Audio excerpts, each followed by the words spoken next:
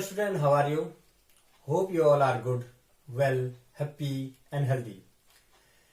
बच्चों व्याकरण में हम पढ़ रहे हैं आजकल संधि और पिछले भाग में आपने पढ़ा है संधि और संधि का शाब्दिक अर्थ और किस संधि किन दो शब्दों से मिलकर बना है। शाब्दिक अर्थ में हमने पढ़ा था संधि का मतलब होता है जोड़, जुड़ना, ठीक है। और उसके बाद हमने पढ़ा था कि यह सम और धी दो शब्दों से मिलकर बना हुआ है और यह संस्कृत भाषा का शब्द है संधि। उसके बाद हमने पढ़ी थी संधि की परिभाषा। हमने पढ़ा था दो शब्द जब दो पद आपस में मिलते हैं तो पहले पद का लास्ट वर्ण और दूसरे पद का पहला वर्ण जब मिलते हैं और उनके मिलने से जो विकार उत्पन्न होता है, जो परिवर्तन होता है, उसको हम संधि कहते हैं। उसके बाद हमने पढ़ा था संधि के प्रकार। पहला था वो स्वर संधि,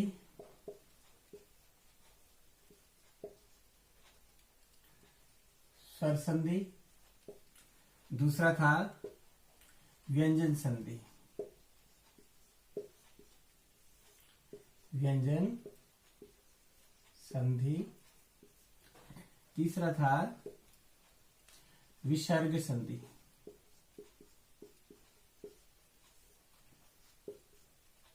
विसर्ग संधि। तो बच्चों इनके बारे में हमने पढ़ा था और फिर उसके बाद हम पढ़ रहे थे स्वर संधि में। स्वर संधि में हमने स्वर संधि के पढ़े थे 5 भेद। देखिए स्वर संधि, स्वर संधि के हमने 5 भेद पढ़े थे। सबसे पहला भेद था कौन सा? दीर्घ संधि।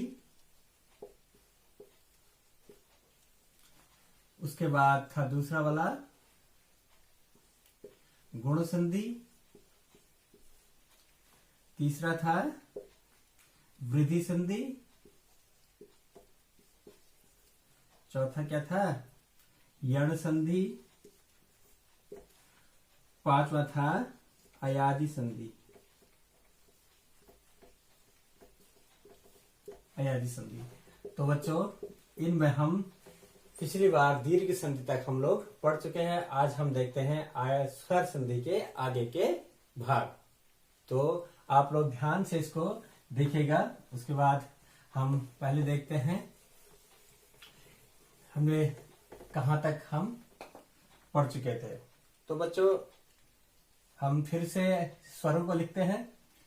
स्वर है हमारे अ, आ, छोटी ई, बड़ी ई, छोटा ऊ, बड़ा ऊ, फिर री, फिर ए, आए, ओ, फिर आता है औ। ये हमारे टोटल 11 स्वर थे।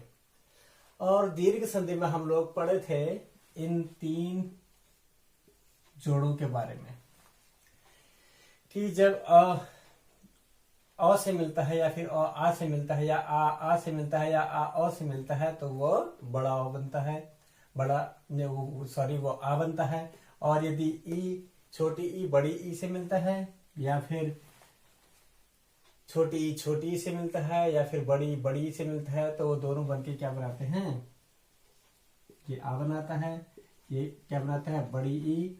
और ये बनाता है आपका बड़ा ऊ। तो बच्चों इसको हमने नाम दिया था दीर्घ संधि का, ठीक है। हमने आ ई उ तक हमने ये पढ़ लिया था।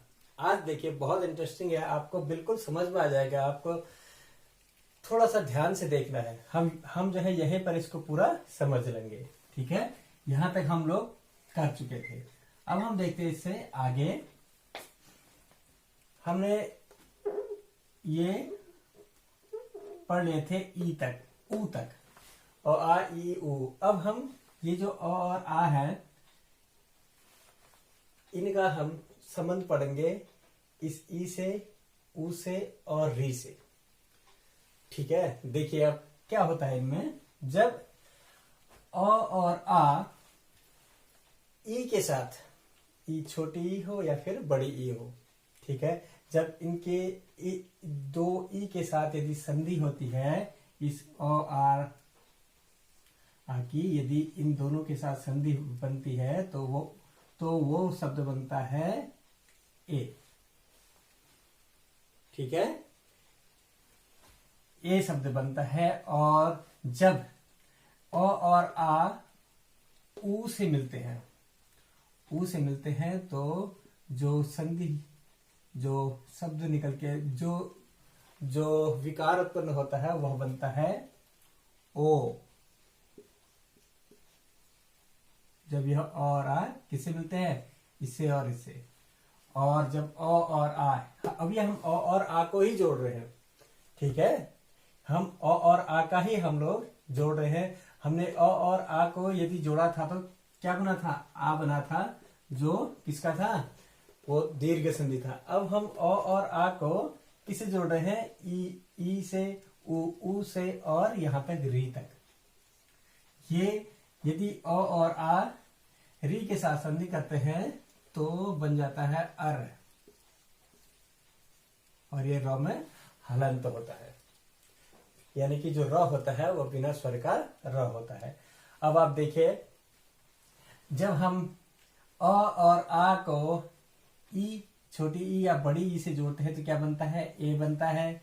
और यदि छोटे ऊ और बड़े ऊ से जोड़ते हैं तो ओ बनता है। और यदि हम री से जोड़ते हैं तो वो बनता है आर। तो बच्चों, ये जो संधि कहलाती है ये कहलाती है हमारी गुण संधि। ठीक है, ये हमारी गुण संधि, गुण संधि। सिंपल सी आप परिभाषा क्या लिखेंगे, जब अ और आ ई से मिलते हैं तो ए बनता है, ऊ से बनते हैं तो ओ बनता है, और यदि री से मिलते हैं तो अर बनता है। तो यही क्या है, गुण संधि है। ठीक है, जैसे हम लोग उदाहरण देख लेते हैं।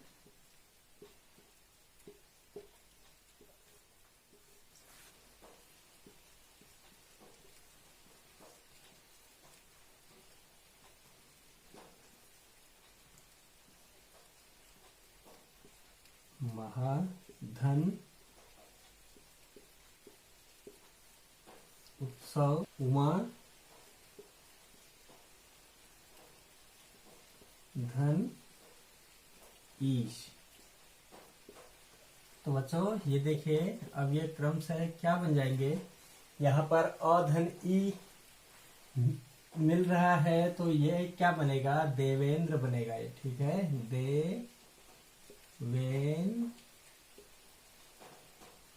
देवेंद्र। ठीक है, अब जो है यहाँ पर महाधन उत्सव, यहाँ पर आ और ऊ मिल रहे हैं, आ और ऊ के मिलने से क्या बनता है, ओ बनता है। तो क्या बनेगा, महोत्सव, महोत्सव। ठीक है, और उमाधन ईश, यहाँ पर आ और ई मिल रहे हैं, आ और ई के मिलने से क्या बनता है, ए। ये क्या बनेगा, उमेश, उमेश। बस कितना सरल है। हमने पहले अ का पढ़ा था, दीर्घ संधि में इन तीनों जो जोड़े थे इनको हमने जब मिलाया तो वो दीर्घ संधि बन गया था। फिर हमने गुण संधि में क्या करा, ये अ आ का इससे और इससे, इन तीनों से मिलान किया तो वो क्या बन गया, गुण संधि। अब जो है इसके बाद आता है हमारा तीसरा नंबर पर आता है हमारा वृद्धि संधि। बहुत सरल है, आप लोग यदि ध्यान से देखेंगे तो वो आपकी समझ में आ जाएगा। ठीक है, फिर आता है हमारा वृद्धि संधि। देखिए अब इसमें क्या होता है बच्चों, वृद्धि संधि में अभी तक हम लोग कहां तक जोड़ चुके थे, और आ का संबंध री तक जोड़ चुके हैं। अब हम और आ का संबंध ए आई से जोड़ेंगे। ठीक है बच्चों, ये अ और आ यदि ए और आई के साथ संधि करते हैं तो बन जाता है हमारा ऐ। ठीक है। और यदि अ और आ क्या इन दोनों ओ और औ के साथ होता है तो वह बन जाता है क्रमशः औ, यानी कि वृद्धि, यानी कि बड़ा है। इसमें भी आपने देखा ये छोटे से ये ऐ बन जाता है, और ये यदि अ और आ ओ और औ के साथ संधि करते हैं तो ये क्या बन जाता है, औ ही बन जाता है। इसको कहते हैं हम वृद्धि संधि। कोई इसमें कठिनाई नहीं, बिल्कुल सरल सा है। हमने री तक पढ़ा था, यहाँ तक हमारा गुण संधि था। उसके बाद अ आ का जो संधि होती है, जो यदि ए और आई के साथ बनते हैं तो ए बन जाता है, और यदि ओ और औ के साथ बनते हैं तो औ बन जाता है। अब देखिए, अब हम कुछ एग्जाम्पल देख लेते हैं इसके।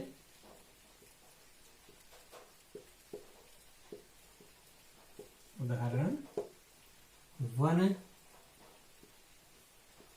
धन,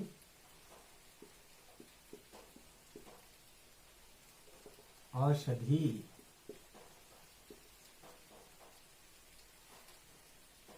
ठीक है, सदा, धन, एव,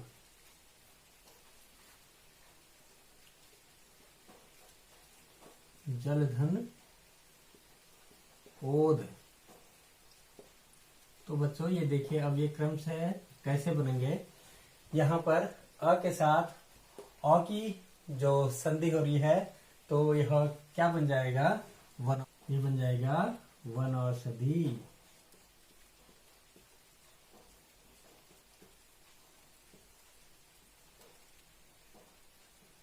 वनौषधि। और सदाधन एव का सदैव। यहाँ पर देखिए क्या बन जाएगा, ये आ और ए का यदि मिलन होगा तो क्या बनेगा, ए बन जाएगा, ए बन जाएगा। ठीक है, ये क्या बन जाएगा, सदैव। ठीक है। और जल, धन, ओध।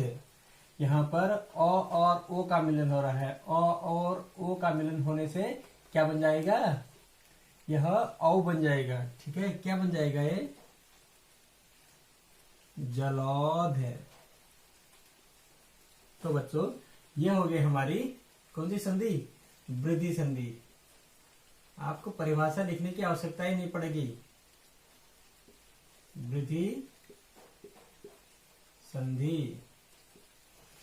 लाइट चली गई है, शायद आपको दिख रहा होगा। तो बच्चों उसके बाद हम आते हैं, अब आते हैं हम कौन सी संधि पर, यण संधि। वो भी बहुत सरल संधि है यण संधि। आप देखेंगे आप तो आपकी बिल्कुल समझ में आ जाए। बच्चों हमने पढ़ा था अ आ का अन्य के साथ जब हम जोड़ते हैं तो कैसे परिवर्तन आता है। अब हम पढ़ेंगे ये ई का अन्य के साथ, ऊ का अन्य के साथ, और री का अन्य के साथ। ये देखिए, जैसे हम ई और छोटा ऊ और बड़ा ऊ और री, जब हम अन्य कोई सा पद हो, या अ के साथ अ आ के साथ हो, या ए के साथ हो, ए के साथ हो, आई के साथ हो, यदि अन्य के साथ जोड़ते हैं, क्योंकि आपको पता है कि यदि ई और ई आपस में ही जुड़ते हैं तो वो दीर्घ बनता है, और ऊ आपस में जुड़ते हैं तो वो दीर्घ बनता है। यदि ई और ई आपस में न जुड़ करके अन्य के साथ जुड़ते हैं तो वो क्या बनाते हैं, ऊ और ऊ अन्य के साथ जुड़ते हैं तो क्या बनाते हैं, री यदि अन्य के साथ जुड़ते हैं तो क्या बनाते हैं। ये बनाता है य, ये बनाता है व, और ये बनाता है र। ये सब हलंत के साथ होंगे। ठीक है।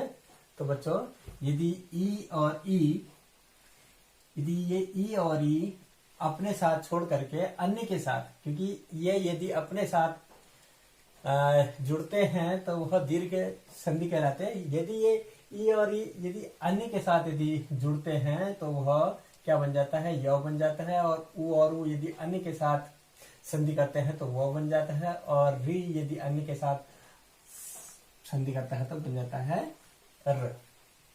ठीक है। तो बच्चों इसको हम कहते हैं कौन सी संधि, यण संधि। यण बिल्कुल सरल है संधि का, थोड़ा सा आपको समझने में थोड़ी सी आपको ध्यान लगाना पड़ेगा, बस हो गया। ठीक है। ई उ और री यदि अन्य के साथ संधि करते हैं, अपने को छोड़ के यदि अन्य के साथ संधि करते हैं तो वह क्रमशः य, व और र में परिवर्तित हो जाते हैं। उदाहरण देखिए,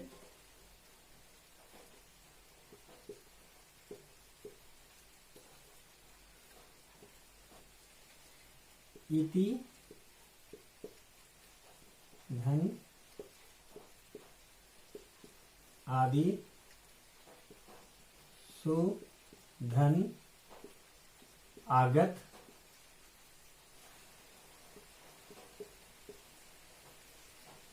पितृधन आज्ञा।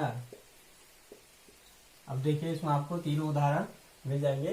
पहले यहाँ पर ई का अ से जब संबंध बन रहा था वो बन रहा है आपका इत्यादि, इत्यादि, यानी कि यह बन रहा है और जो आगे का जो स्वर होता है उसकी मात्रा लग जाती है उसमें। ठीक है। सुधन आगत। ठीक है। सुधन आगत, यहाँ पर उ है, उ का आ के साथ होता है तो क्या बन जाता है, और वह वो बन जाता है, और जो ये उसके सामने वाला जो वर्ण होता है उसकी मात्रा लग जाती है। यहाँ पर आ है तो उसकी मात्रा लग जाएगी। देखिए स्वागत, वो बन जाता है। और ऐसे ही पित्र, यहाँ पर यदि आ के साथ यदि मिलन हुआ तो क्या बन गया, पित्राज्ञा, पित्राज्ञा। ठीक है। तो बच्चों ये हो गया हमारा यण संधि, बहुत सरल है। इसमें हम लोग क्या देखते हैं, यदि ई के साथ, यदि ई अन्य स्वरों के साथ यदि मेल करता है तो य बन जाता है, और संधि के बाद जो है जो जिसके साथ वह संधि करता है उसकी मात्रा लग जाती है। इसमें यदि उ अन्य स्वरों के साथ यदि संधि करता है तो वह जो है वह बन जाता है, और अगले पद की क्या लग जाती है, मात्रा लग जाती है। ठीक है। तो बच्चों ये था हमारा यण संधि। अब हम आते हैं एक संधि और बचे हमारी स्वर संधि में, वह है हमारी कौन सी संधि, अयादि संधि। तो बच्चों अब हम पढ़ते हैं अयादि संधि।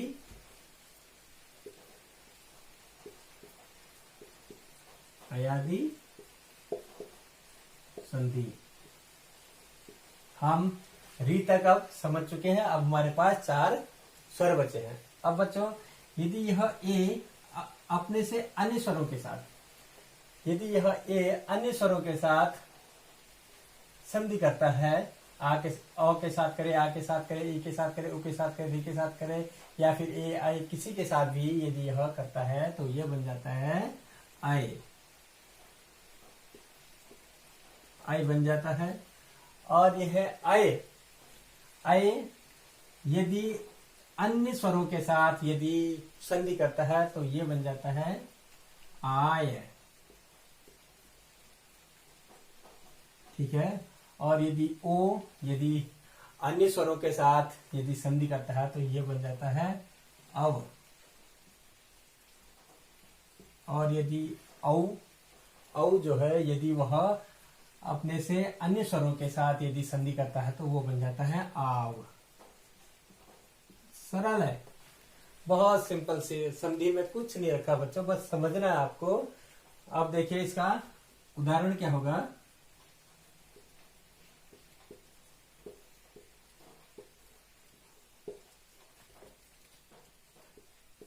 ने धन अन धन इत्र न धन इका पौ धन अन।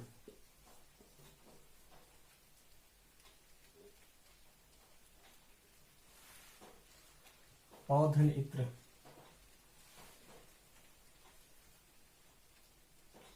तो बच्चों अब हम लोग उदाहरण देखते हैं।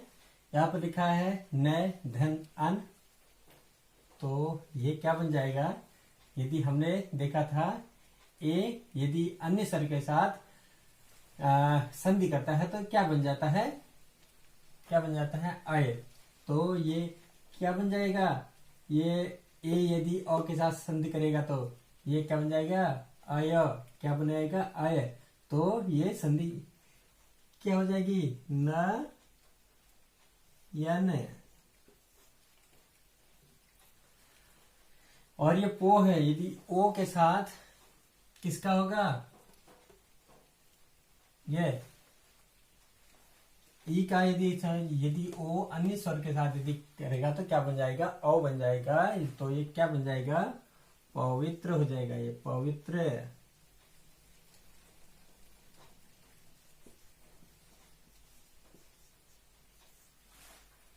और न यानी कि आई, आई यदि अन्य स्वर के साथ यदि संधि करेगा तो आय बन जाएगा। आय। तो ये क्या बन जाएगा?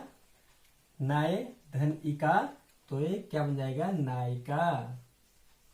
ना इका।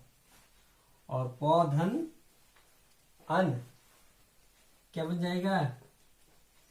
पावन। क्या बन जाता है? आव। ये पाव बन गया ना? ठीक है, पावन। तो बच्चों ये थे हमारे स्वर संधि के 5 रूप, और आशा है आप सब लोगों को समझ में आ गए होंगे। तो बच्चों इसको अपनी उत्तर पुस्तिका में अच्छे तरीके से करिएगा। अगली बार हम पढ़ेंगे व्यंजन संधि। आज के लिए इतना ही। धन्यवाद।